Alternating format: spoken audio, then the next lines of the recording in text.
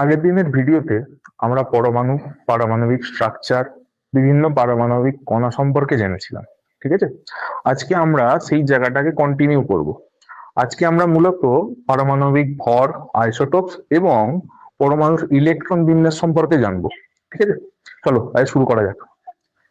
দেখো, এটা হচ্ছে কার্বন পরমাণু। ঠিক আছে, এটা কার্বন পরমাণু। আমরা এখন পরমাণু সম্পর্কে অতটা জানি না, ফার্দার ডিসকাস করবো যে এটা আমি পরমাণু আর কি কি কত রকমের পরমাণু আছে। ঠিক আছে, এটা কার্বন পরমাণু। হুম, মাথায় রাখবে কার্বন পরমাণুতে ইলেকট্রন কতগুলো আছে, দেখো ছটা। ছটা ইলেকট্রন থাকে। ঠিক আছে, তো মাথায় রাখবে আর একটা কথা, যদি কোনো একটা পরমাণুতে ছটা ইলেকট্রন থাকে তাহলে সর্বদা সেই পরমাণুতে ছটা প্রোটনস থাকবেই থাকবে। ঠিক আছে, কারণ কি, ইলেকট্রন নেগেটিভলি চার্জ, তাই এই নেগেটিভ চার্জকে ব্যালেন্স করার জন্য সবসময় আমাদের নিউক্লিয়াসে ছটা প্রোটনসও থাকবে, মানে সেম নাম্বার অফ প্রোটনস থাকবেই, যাতে পরমাণুটা আমাদের নিউট্রালাইজ হতে পারে। ঠিক আছে, আর আমরা দেখতে পাচ্ছি কার্বনে ছটা নিউট্রন আছে। বেসিক্যালি মাথায় রাখবে, যতগুলো ইলেকট্রন হয় ততগুলোই প্রোটন হয়, আবার প্রায় প্রায় সমসংখ্যক নিউট্রনই থাকে। ঠিক আছে, সমসংখ্যক কেন বলছি, প্রায় সমসংখ্যক কেন বলছি, সেটা আমি পরে আসছি। তো যখনই মাথায় রাখবে, যখনই আমরা কোনো পরমাণুর ভর ক্যালকুলেট করব, সর্বদা আমরা নিউট্রন এবং প্রোটনের সংখ্যাকে যোগ করে দেবো। ঠিক আছে, নিউট্রন আর প্রোটনের সংখ্যাকে যোগ করব, সেটাই অ্যাকচুয়ালি পরমাণুর ভর। এবার প্রশ্ন আসতে পারে যে তাহলে আমরা কেন ইলেকট্রনকে কেন বাদ দিচ্ছি, ইলেকট্রনসেরও তো ভর আছে না। তো দেখো, এটা আমি একটা এক্সাম্পল দিয়ে বোঝাচ্ছি।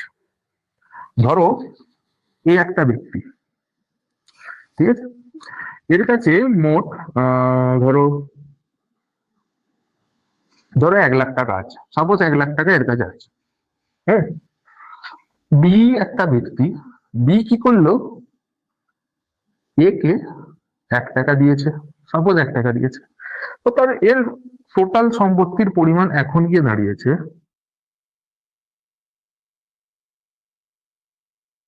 এত টাকা, তাই তো? আচ্ছা, এর কি খুব বেশি কিছু মানে প্রপার্টিতে কোনো চেঞ্জ হলো, সম্পত্তিতে কোনো কিছু চেঞ্জ হলো, বা অর্থের মধ্যে কিছু চেঞ্জ আসলো বেশি কিছু? অ্যাকচুয়ালি আসেনি। হ্যাঁ, আমরা বলতে পারি 1 টাকার কি আর প্রয়োজন ছিল, দেওয়া না দেওয়া সমান। তো অ্যাকচুয়ালি কি হয়, এই যে ইলেকট্রন, ইলেকট্রনের ভর এতই কম যে আমরা নিউটন আর প্রোটনের সঙ্গে এটাকে আর যোগ করি না। ঠিক আছে, অনেকটা কমে যায়। তো আমরা এটাকে নেগলেক্ট করে দিই, ইলেকট্রনের ভরকে আমরা কাউন্টই করি না। তো যখনই আমরা পারমাণবিক ভর ক্যালকুলেট করব, মাথায় রাখবে তখন আমরা কি করব, জাস্ট নিউট্রন এবং প্রোটন সংখ্যাকে যোগ করে দেবো। এক্ষেত্রে কত হচ্ছে, 6 + 6 = 12। মাথায় রাখবে এর একটা ইউনিটও হয়, ইউনিট দেওয়া হয়, এটাকে আমরা বলি অ্যাটমিক মাস ইউনিট, এটাকে আমরা AMU দিই। ঠিক আছে, যে কোনো একটা পরমাণুর ভর আমরা AMU বা অ্যাটমিক মাস ইউনিটে ক্যালকুলেট করি, কারণ ধরো আমরা নর্মাল যে ইউনিটস গুলো ইউজ করি, গ্রামস, কিলোগ্রামস, তাতে এটাকে হিসেব করা অনেক কমপ্লিকেটেড হয়ে যায়। ঠিক আছে, অনেক সময় এটাকে সংক্ষেপে আমরা 12U লিখে দিই। ঠিক আছে, আমরা যে কোনো অ্যাটমের মাস আমরা এইভাবেই ক্যালকুলেট করে থাকি। ঠিক আছে, সাপোজ কোনো একটা, সাপোজ অন্য একটা আমরা অ্যাটম নিচ্ছি, যার ধরো নিউট্রন নাম্বার হচ্ছে ধরো 12, প্রোটনিক নাম্বার সাপোজ হচ্ছে তোমার 12। ঠিক আছে, সেক্ষেত্রে তাহলে আমাদের ভর কত হয়ে যাচ্ছে, 12 + 12 কত, 24। হ্যাঁ, তবে হ্যাঁ, মাথায় রাখবে সব অ্যাটমে কিন্তু প্রোটনস আর নিউট্রন সংখ্যা কিন্তু সেম থাকে না। ঠিক আছে, যেমন আমি একটা অ্যাটমের এক্সাম্পল দিচ্ছি, ধরো সোডিয়াম, সোডিয়ামকে আমরা Na দিয়ে সিম্বলাইজ করি। ঠিক আছে, সোডিয়ামে নিউট্রন সংখ্যা হচ্ছে 12 আর প্রোটন সংখ্যা হচ্ছে 11। তো সোডিয়ামে টোটাল ভর দাঁড়িয়ে যায় 23 mu। ঠিক আছে, তো আমরা ভর কিভাবে ক্যালকুলেট করি, জাস্ট যে আমার কাছে অ্যাটম আছে বা যে আমাদের কাছে পরমাণু আছে, সেই পরমাণুটার প্রোটন সংখ্যা এবং নিউট্রন সংখ্যা এই দুটোকে আমরা যোগ করে দিই। ঠিক আছে, নেক্সট এরপরে আমরা জানবো যে আইসোটোপস কি। ঠিক আছে, দেখো আমি এখানে একটা পরমাণু নিয়েছি, ধরো সাপোজ এই একটা পরমাণু, ধরো পরমাণুর এখানে সাফিক্সে আমি লিখেছি 5, ঠিক আছে। এই 5টা রিপ্রেজেন্ট করে প্রোটন সংখ্যা, একে আমরা পরমাণু ক্রমাঙ্ক বলি, ঠিক আছে, যেটাকে আমরা অ্যাটমিক নাম্বার বলি। আর উপরে এই যে 10টা রিপ্রেজেন্ট করছে এর মাস নাম্বার, ঠিক আছে, বা ভর সংখ্যা, বুঝতে পেরেছো? তো আমরা সবসময় ভরকে উপরে লিখি আর অ্যাটমিক নাম্বারকে নিচে লিখি, ঠিক আছে, যে কোনো পরমাণুর ক্ষেত্রে পরমাণুকে আমরা এইভাবে রিপ্রেজেন্ট করি। এবার দেখো মাস নাম্বারটা লিখছে, ঠিক আছে, বাট প্রোটন সংখ্যাই বা কেন দিচ্ছে? হ্যাঁ, আমরা তো ওখানে ইলেকট্রনিক নাম্বারও তো দিতে পারতাম, তাই না? প্রোটন কেন দিচ্ছি?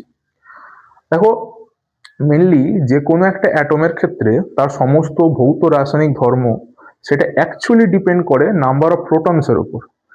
একটা পরমাণুর মধ্যে নিউট্রন সংখ্যা যদি বেড়ে যায় বা ইলেকট্রন সংখ্যাও যদি বেড়ে যায়, তাতে তার ক্যারেক্টারিস্টিক্সে কোনো চেঞ্জ সেভাবে ডেভেলপ করে না যে কোনো একটা অ্যাটমের, ঠিক আছে। যদি বাই এনি চান্স কোনো একটা অ্যাটমের প্রোটন সংখ্যা চেঞ্জ হয়ে যায়, তাহলে গোটা অ্যাটমটাই চেঞ্জ হয়ে যায়। যেমন সাপোজ আমি এখানে কার্বনের অ্যাকচুয়ালি অ্যাটমিক নাম্বার বা প্রোটন সংখ্যা হচ্ছে 6। আমরা যদি একটা প্রোটন এর মধ্যে অ্যাড করতে পারি, বা প্রোটন ধরো পিটা অ্যাকচুয়ালি প্রোটনকে ধরো রিপ্রেজেন্ট করছে, একটা প্রোটন যদি অ্যাড করতে পারি তাহলে হয়ে যাবে এটা C7।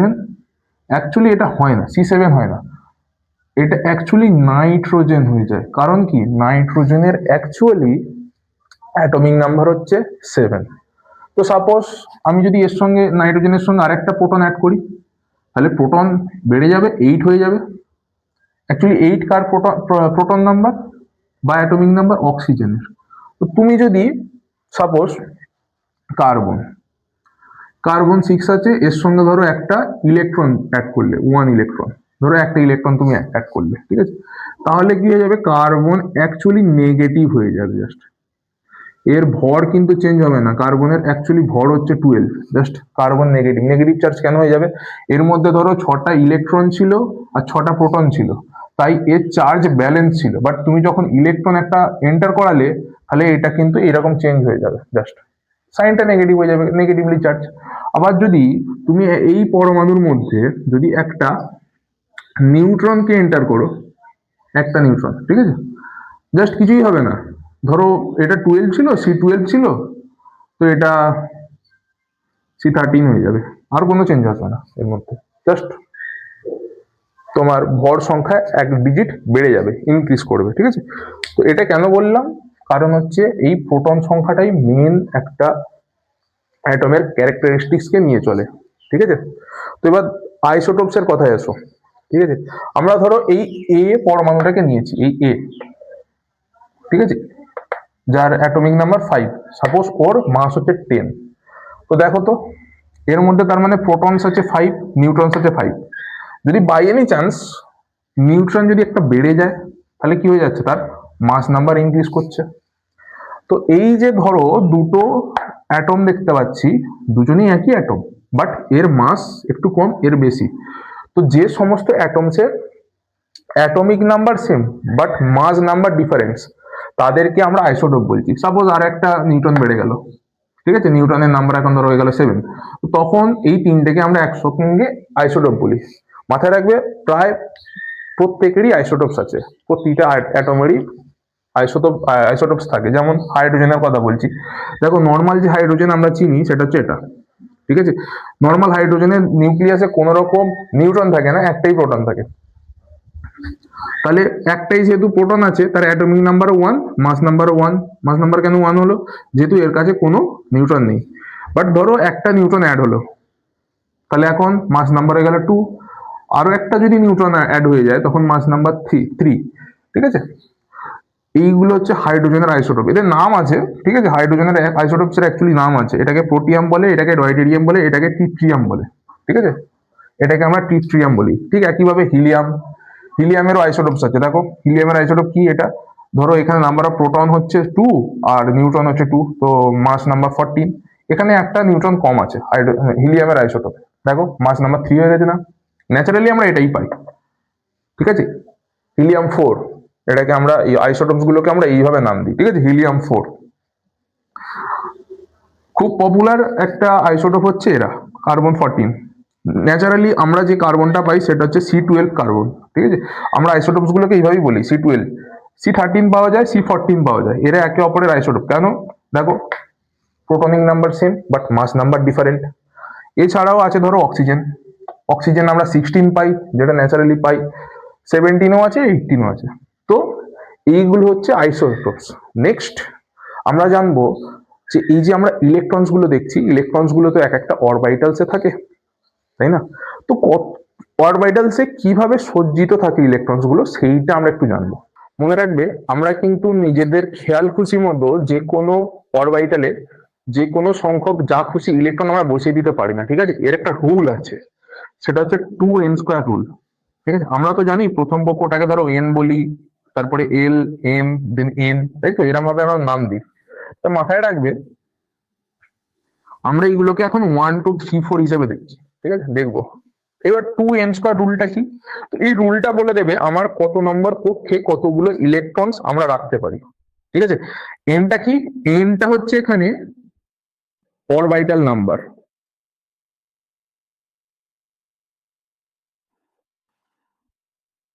অরবাইটাল নাম্বার বা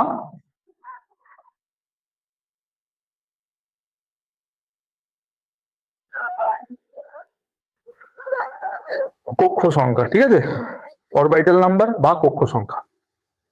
এবার এই রুলটা 2n² রুল, এটাই আমাকে বলে দেবে যে কতগুলো আমরা অরবাইটাল রাখতে পারি। ধরো আহ এখানে যদি আমি করি,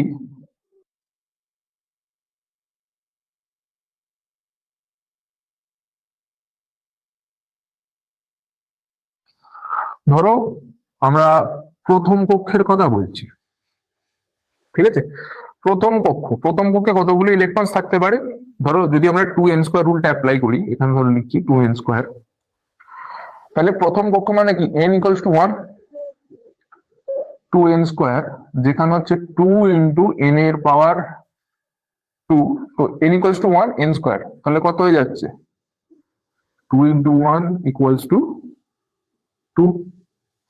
তাহলে প্রথম কক্ষে আমরা দুটো ইলেকট্রন রাখতে পারি, ম্যাক্সিমাম ম্যাক্সিমাম দুটো ইলেকট্রন রাখতে পারি না, এটা ম্যাক্সিমাম নাম্বার অফ ইলেকট্রনস আমাদেরকে বলছে, ঠিক আছে।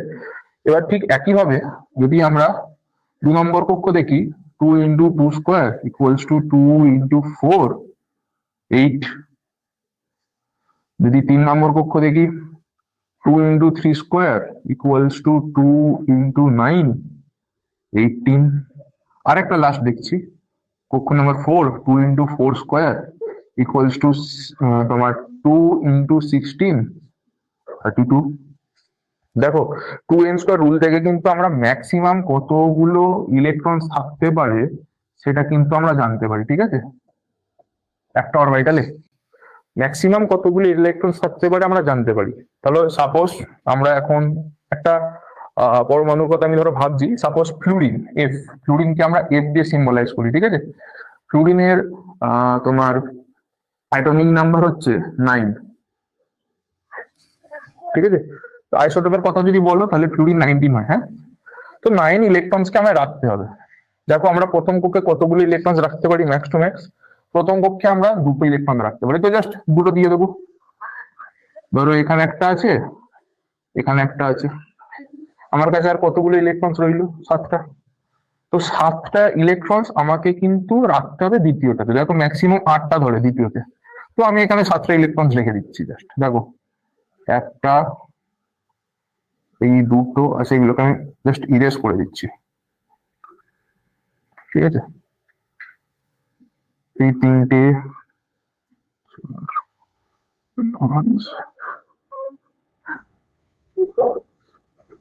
মানে 7টা ইলেকট্রন। তো এই অরবিটালটা অ্যাকচুয়ালি কিছু থাকে না, ঠিক আছে।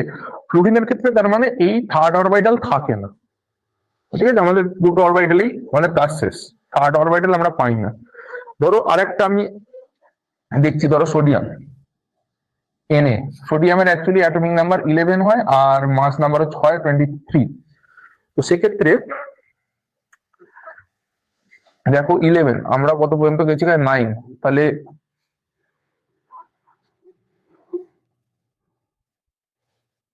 11, ঠিক আছে।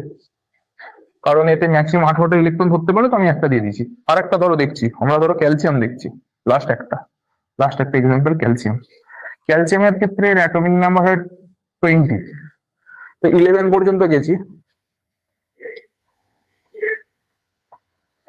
13, 15, 16, 17, 18, 19, 20, এটা হয়ে গেল ক্যালসিয়াম। ঠিক আছে, তো আমরা অ্যাকচুয়ালি অ্যাটমিক অরবিটাল বা ইলেকট্রনিক কনফিগারেশন বা ইলেকট্রনকে আমরা এইভাবে একটা অ্যাটমের মধ্যে আমরা সাজাই। ঠিক আছে, নেক্সট ভিডিওতে আমরা পরমাণু সম্পর্কে আরো ডিটেলসে জানবো, বিভিন্ন পরমাণু সম্পর্কে জানবো, এবং আমরা এখান থেকে পর্যায় সারণীতে ধীরে ধীরে আমরা চলে যাবো। ঠিক আছে, আজকের জন্য এতটাই। যদি কোনো কিছু কোয়ারি থাকে বা প্রশ্ন থাকে, তোমরা অবশ্যই আমাকে কমেন্ট সেকশনে জানিও। ঠিক আছে, দেখা হচ্ছে পরের ভিডিওতে।